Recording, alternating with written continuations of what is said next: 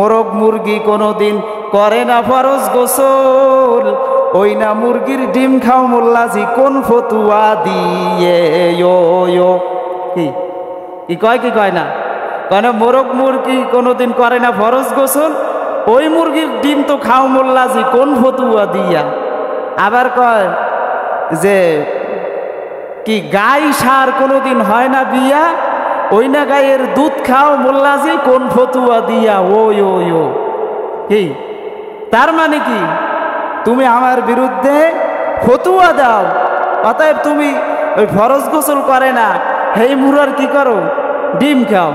এখন দেখলাম আর একটা এবার করছে কি মুরা আইনিয়া, এবারে গাবলার মধ্যে পানি আইনিয়া এবার গোসল করা কয় বিসমিল্লাহির রহমানির রহিম।